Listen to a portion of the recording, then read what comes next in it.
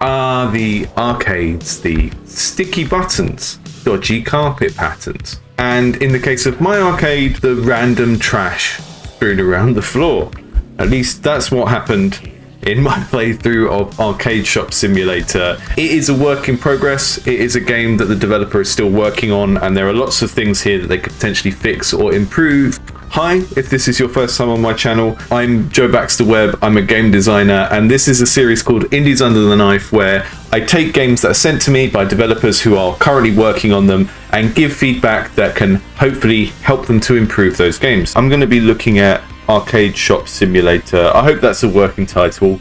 It's not the most exciting title in the world, and over the last 10 years we've come to expect the word simulator not mean an actual simulator, but mean a kind of physics thing with goats falling over or something like that. But this is a simulator of running an arcade for sure. I can't deny that, but I think the simulator category has got so polluted with weird games that aren't actually simulators or are just physics simulators that are used for kind of comedy effects.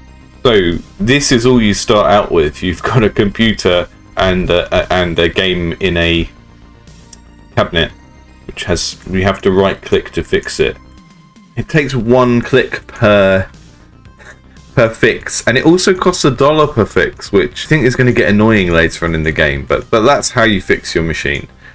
We don't have any animations for sort of swinging a tool or anything like that, but the machine is at least kind of shaking and vibrating to let us know that it's being fixed. And then we get these kind of instructions up in the top right. Not sure about this whole comic book thing for the UI. It's done pretty consistently across the whole game, and it's consistent with itself. I guess it's trying to get at this kind of retro 80s or 90s feel. Open the doors, and then little kids come in to play my one machine, and I have to pick up their trash, which is very realistic. And then I can collect my earnings from the machine. I fixed the game. It's telling me to pick up the trash. A messy shop affects your reputation. Collect money from the game. Go to the computer to open the game market, and it doesn't actually let me buy one until I've finished doing this tutorial, which is fine, I guess. It threw me off a little bit first time round. New vert. The demand is going up on that, it says. So it's only 14, and the demand on the other game I can afford is 99, but it's going down. So let's get Big Bug for now, because although the demand is going down, it's got a much higher demand. Unpack the game with the left mouse button. E to move the game, R to sell the game, and see what other illustrious things we can get on the computer. I love this like fake Windows 95 computer. We can get a trash can, a vacuum cleaner, and a fast fixer. Lets you fix arcades by holding a button and not pressing it. And statistics, cosmetics, expand. So you can see that this works sort of like a clicker game or an incremental game. You're gradually building up your income sources. It means that after you've done each tedious round of cleaning up after the kids, you're going to get a little bit more money. Now, up to this point of the video, I will have been playing over-the-top synthwave music to sort of excite you about this game and entice you into watching me talk about it, but unfortunately the reason I've done that is because this game just doesn't have any sound yet. The only sound effect in the game really is picking up the trash. Games get sent to me in all sorts of states. I don't really expect them to have full sound implementations, but given the nature of this game and given that we are just sort of stuck in one room and we've got a very limited set of interactions, I think getting those sound effects in early is going to be really important. We're playing a game where we are trapped in a single room and all we have is a very limited set of interactions that we can do with the objects in the environment. We want to make sure all of those interactions feel good. I don't necessarily mean they need to feel realistic, but they need to feel inherently pleasurable to do in some way. And at the moment, fixing the machine, there's no sound effect, there's nothing to kind of reinforce the idea that what I'm doing here is good, and it costs $1 every time I click. So this machine costs $44, this machine costs $50, this machine costs $59. None of the machines available at this point cost $100, and yet to repair a machine all the way is going to cost $100. Now, that could be making some point about how it's more expensive to fix things than buy new ones. I'm not sure, but from a sort of economy design point of view, I find that really frustrating, and I'm going to want to a more efficient way of fixing machines. And I think one of the things I would have liked to have seen is, you know, you spend a small amount of money on a toolkit, then you expend the toolkit on fixing the machines, and it needs to be way more efficient than it currently is, because spending $1 to fix 1% of something when you bought it for less than $100 doesn't make any sense and won't make sense to players. The whole repair system at the moment is just way too expensive, I think. And yeah, having a field recording of an arcade play here, I mean, I personally find arcades way too noisy, and I struggle with just being inside them because of the lights and the sound, but you do need that in the period where the kids come in and play. And we're not bending down to pick up the trash, so it would be good to have a grabber or something for that. I know I'm kind of just spitballing ideas here, and I'm just saying stuff that is loads more work, but I've just got off the back of playing a lot of Pacific Drive, and that has so many very tactile tools that you use for cutting things open or hoovering them up. Yeah, the interactions in this just don't feel very tactile. We've got that kind of shake when we fix something, or, you know, if I order a new machine, when I unpack this, it sort of shakes, and there's some feedback, but I don't think it's enough to make a sort of game set in one room feel really sort of compelling. There is a basis for an interesting game here. There are definitely some broken things that I think would be a relatively easy fix. That kind of economy issue with the mending of the machines stood out to me pretty badly. And then there's this kind of lack of tactility where I think I'd like to have some tools that I hold in my hands to do things. A litter picker-upper for the litter. That might just give the game a bit more of a sense of tactility, where you don't necessarily have to animate character hands or arms, but if there's a kind of hovering tool, it just makes you feel a little bit more embodied and like you're involved in the world at a tactile level. And again, introducing a toolkit to fix the machines rather than sort of just slamming money into them to fix them, which just doesn't make sense from an economy point of view. It's way too harsh. But from a gameplay point of view, it's going to feel more satisfying to go up and use a little tool on the machine as well. So those things to me feel like the easy wins, along with getting some sound into this game at all.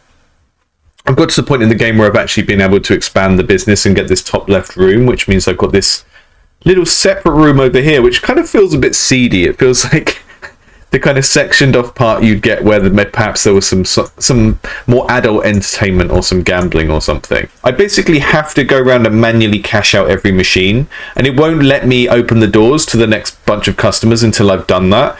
My goal in this game is to, you know, save up enough to expand and get all of this space and build a really big arcade. But what I'm actually getting out of that in terms of moment-to-moment gameplay as a reward, the reward is just to have to go around and do this more. I would let players leave cash in the machines to accrue, because at the moment it feels really punishing to say the bigger your business is, the better you're doing, the more of this very tedious chore of going around and collecting the cash you're going to have to do. I think it's worth thinking a little bit more about what the rewards are supposed to be for your player in this game. What are they supposed to get a sense of progression out of? At first glance, opening a new room and making your arcade bigger is great, but at the same time, when I think of sort of like factory games and farming games, what you're aiming for in the midterm is to sort of automate away some of these problems. In this game, we already have a good example of that in the form of the vacuum cleaner upgrade. It's like in the early part of the game, I had to manually pick up each individual part of trash, and now I can do that, which is satisfying now, right? Because I've gone through the process of doing the more tedious manual thing. I think you need an equivalent for cashing out the machines, because otherwise getting a bigger arcade with more machines in it feels like a punishment. That said, one of the things I do like about the arcade expanding is you sort of end up with this mini game of trying to find the weird bits of trash that are like hidden down the backs and sides of machines, and I think that's quite good. I think that's an example of how like an activity in the game can sort of change and morph over time, because at the start of the game I was just collecting trash here. It was all very easily visible, and having to like walk around a bigger shop and look for trash. Now that is a kind of a mini game, because you're having to actively look, whereas, you know, going around and just clicking on it every machine every day because you need to get the money out of it is it's not very fun. One of the things that this game does have going for it is it's quite a unique premise. But that said, there is one game out there that is based around this same premise of setting up and running an arcade called Arcade Paradise by Nosebleed. And the thing is, I think if you're going to make a game with the same theme as this, you really need to play this and ascertain what is going to be different about your game. Look, this even the picking up the trash in this game looks like it feels really kind of fun to do, and the chances are you're probably not going to have the kind of time, money, resources to make something of this quality, because it might involve like hiring other people and stuff like that, in which case you really need to think about like what part of your game you're going to do differently from this in order to make it stand out. Because if someone goes on Steam and they look for an arcade simulator and they see your game and they see this game, it's going to be very clear which one is kind of the better one for them. You know, if this is a serious project that you want to release commercially, you're going to have to think about what's the best way to spend your time on this to make sure that what you're making is not just a not very good version of something that already exists. Gamers don't care that you're a solo developer. And I know we hear all these stories about like, oh wow, isn't it amazing that Stardew Valley was made by a solo developer? It's only amazing because the game is of the same level of quality as the Harvest Moon games that it's paying homage to. But I think the reality is that 99% of people who are buying games do not care about that. If there is a similar game to yours in the market which is of a much higher quality, even if it costs a little bit more, they're probably going to pick that game because it's just going to give them so much more for the money they spend. This is just the reality of what you're trying to do as a game developer, particularly if you're selling something premium that people are going to spend a few dollars on. They're always going to have something else there to compare it to.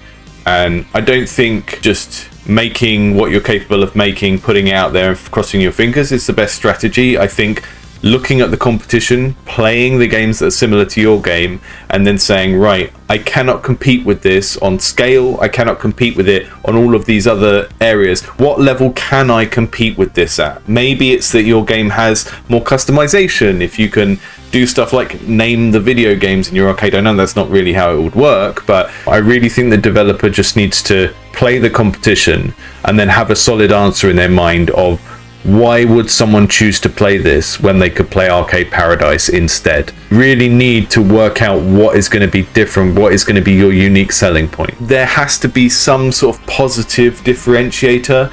Your unique selling point can't just be, oh, it's like this other game but with less stuff in, or it's like this other game but less polished. There has to be some sort of differentiator from the other game, which is a positive thing, which might be a reason why some particular members of the audience for that other game would prefer your game instead.